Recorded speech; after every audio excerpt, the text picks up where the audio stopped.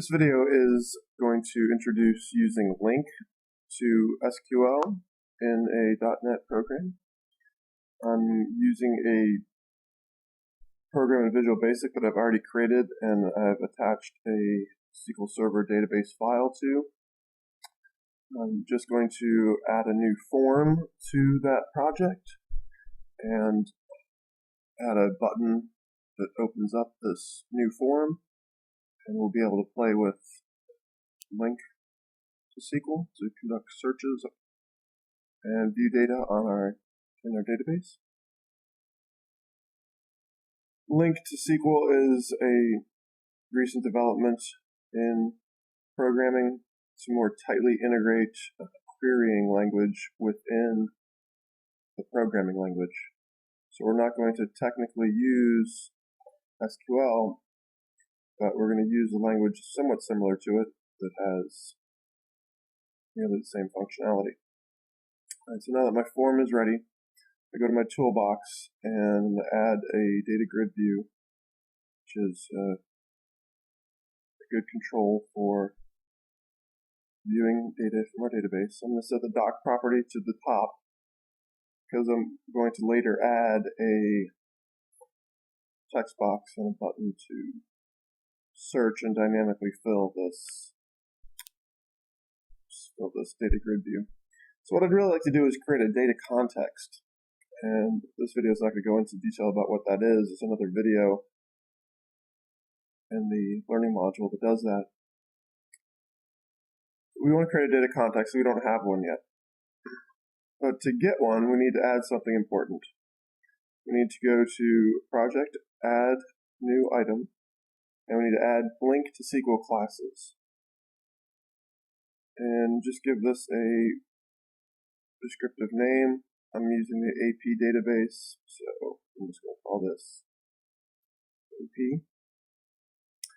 And again, I'm not going to go into detail about what this does, how this works. There's other videos that do that. I'm just going to quickly show you how to implement it. You need to go to Server Explorer and drag items onto here. We already had our data connection established.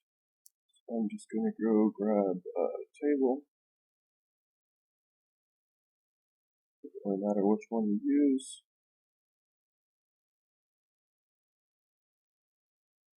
And what Visual Studio is going to do is create a class for this table. And as you might know from programming experience in the past, once you have a class, you can do all sorts of things with methods and properties of the class you can access. Now I want to create a new binding source for the data grid view control. So I'm going to access binding source, and I'll set the data source property of it to a LINQ query. And this is one of the nice things about LINQ is you get IntelliSense. So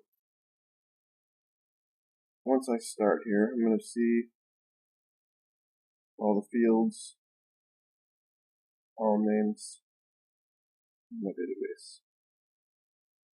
Database is a variable I named for the data context. I'm using the underscore character to just continue to a new line to make it more readable.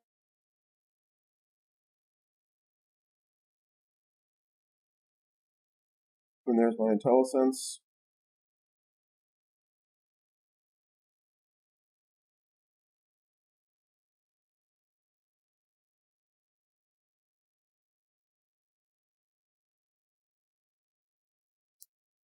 There's plenty of examples of LINQ queries out there.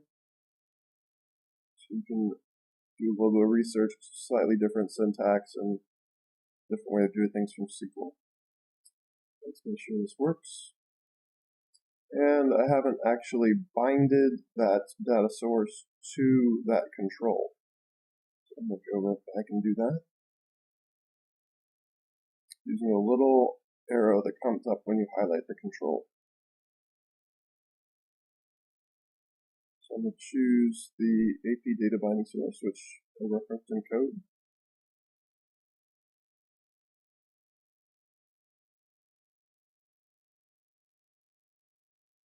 Table.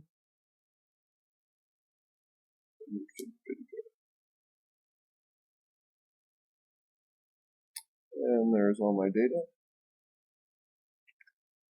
Just to demonstrate more of the querying capability of LINQ. And that's what this code is. This is LINQ code. It's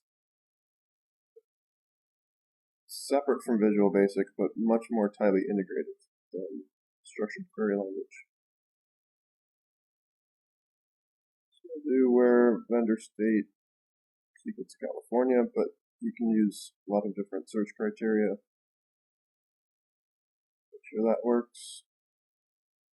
I'm a big fan of doing things one little thing at a time, making sure they work, and then adding on to it. So if we know we can do that, we should be able to use a variable in that query. Instead of always passing in California, we could make a text box and a button and allow the user to type into that text box a state name.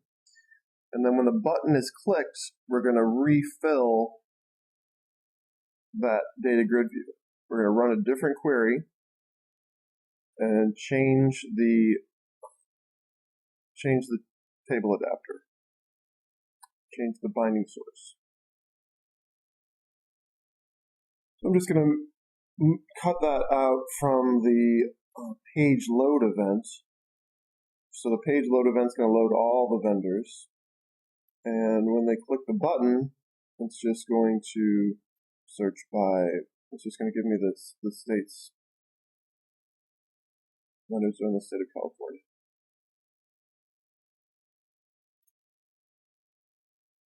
We know that works, so we should be able to take it to the next level. What we really wanted to do was use the text that's in that text box.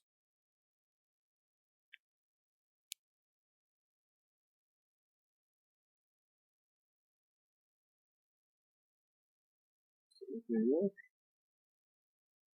see we've got all sorts of states there now, and when I click the button, I just get the ones in New York.